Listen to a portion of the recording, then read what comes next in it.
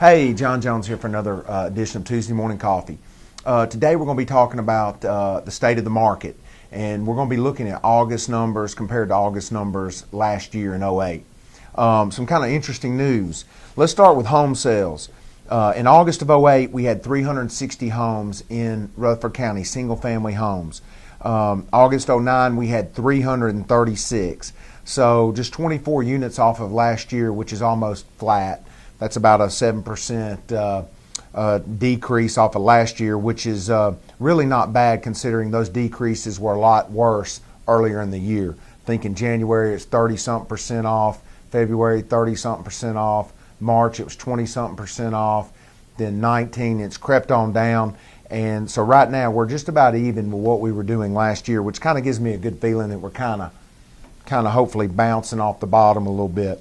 And something else to kind of solidify that is the pendings for the month were 373 this year compared to 357 last year. So actually we had more pendings. So it'll be interesting to see September's numbers. I have a feeling they're going to be a little bit higher than last year's numbers, which is a good thing. Active listings right now, we have 2,224 in Rutherford County, compared to last year at the same time, 2,637. So our inventory is down about 400 houses. What that means as far as saturation rate, when you look at, and I only did it off a monthly, this past month numbers as far as the saturation, but basically in '08 you were looking at a 7.3 month saturation or absorption rate. This year you're looking at a 6.6, so we've actually come down about 6 to 7 months on our absorption rate compared to this time last year. Who were the winners? Who were the losers as far as best absorption rate areas? The lowest inventory is in West Rutherford County. Now remember, we've got it broken down by our MLS parameters, which is 12 different areas. You got Murfreesboro North County, East Murfreesboro East County, South, and then we've got 4 regions in Smyrna and Laverne. So the hottest area, I guess you could say, or the one with the least amount of inventory to absorb is area 28, which is West Rutherford County, kind of your Blackman over to Rockville, all the way far north is like Almaville Road and Smyrna. That area only has a 5-month supply of homes. The second closest was East Rutherford, which is basically your 96 East County area, out Lascassas, and on over going east, on over towards the Woodbury Highway area and that area. It had a 5.5 month supply.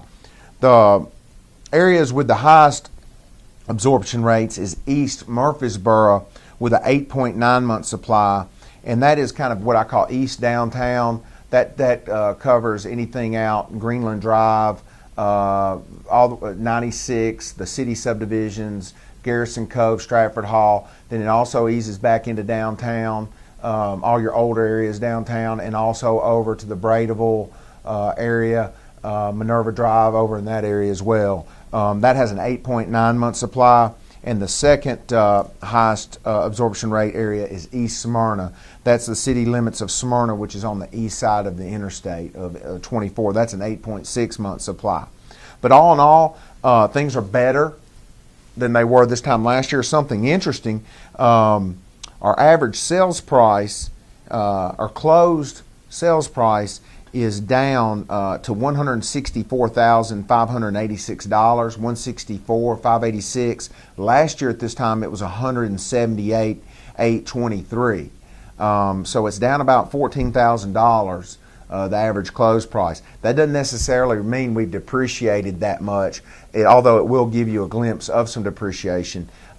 It can also, a big factor in that price coming down, the homes that we are selling are tending to be a little bit lesser value due to the tax credit, the $8,000 tax credit. We're selling a lot of the starter homes up to $200,000 actually is a pretty decent market.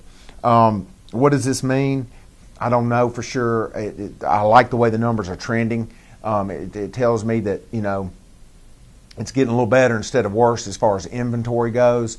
I do think in the next 12 months we are going to have to factor in there's a lot of foreclosures that haven't shown up yet, that some of the banks are holding back, that FHA's holding back, or HUD's holding back.